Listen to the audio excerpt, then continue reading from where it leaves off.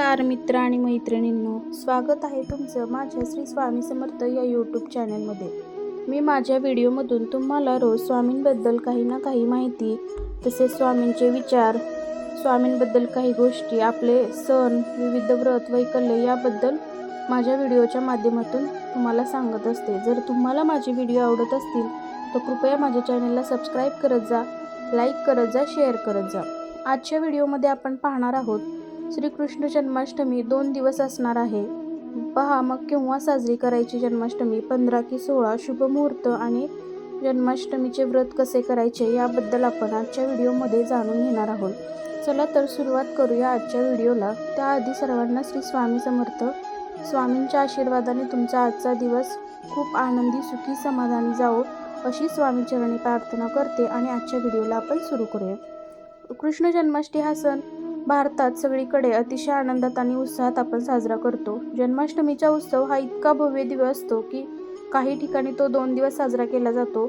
एक दिवस जन्मोत्सव सोहळा साजरा केला जातो, तर दुसऱ्या दिवशी गोपाळकाला म्हणजेच दहीहंडी साजरी करतात। मात्र यंदा हा उत्सव 15 तारखेला आहे की 16 ला जन्माष्टमी साजरी करावी याबाबत गोंधळ आहे। त्यामुळे चला पाहूया जन्माष्टमी 2 दिवस असणार की 1 दिवस व जन्माष्टमीचा उत्सव कसा साजरा करावा, व्रत कसे करावे जाणून घेऊयात। भाद्रपद महिन्याच्या कृष्ण पक्षातील अष्टमी तिथीला दरवर्षी कृष्ण जन्माष्टमी साजरी केली जाते। भगवान श्रीकृष्णाचा जन्म या दिवशी झाल्याने सर्व भक्त या दिवशी भक्तिभावाने कृष्णाची पूजा आणि व्रत करतात। कृष्ण जन्मोत्सव हा भाविकांसाठी मोठा सोहळा आणि उत्सव असतो। हिंदू धर्मात जन्माष्टमी आपण खूप मोठ्या आनंदात साजरी करतो। भगवान विष्णूचा 8वा अवतार म्हणजे श्रीकृष्ण।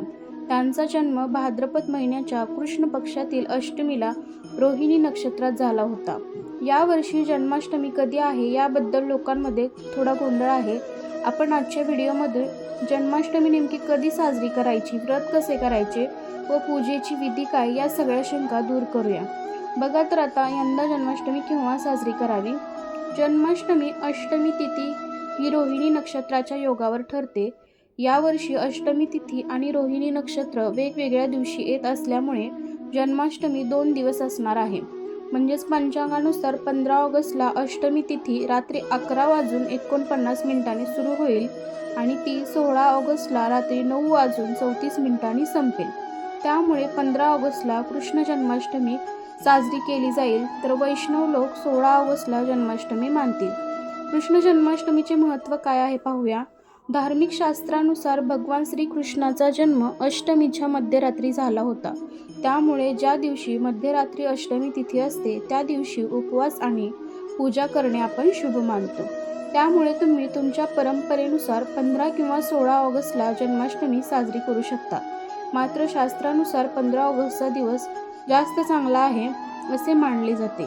जन्माष्टमीची पूजा कशी करायची। जन्माष्टमीच्या रात्री 12 वाजता तुम्ही घरात छान कृष्णाचा पाळणा सजवायचा।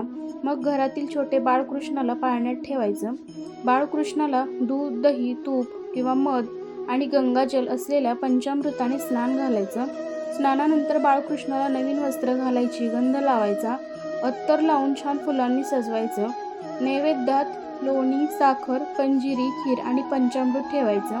मग पाळणा हलवायचा। यावेळी कृष्ण भजन, पाळणा, कृष्णांच्या मंत्राचा जप करायचा आणि आरती करून श्रीकृष्णाला नमस्कार करून श्रीकृष्णाला नैवेद्य दाखवायचा। चला तर आजच्या व्हिडिओमध्ये आपण श्रीकृष्ण जन्माष्टमी कधी साजरी करायची, त्याचे महत्त्व, व्रत वैकल्य कसे साजरे करायचे याबद्दल जाणून घेतलं। जर तुम्हाला माझा व्हिडिओ आवडला असेल तर कृपया माझ्या चॅनलला सबस्क्राईब करा, लाईक करा, शेअर करा। भेटूया उद्याच्या व्हिडिओमध्ये। तोपर्यंत सर्वांना श्री स्वामी समर्थ। धन्यवाद।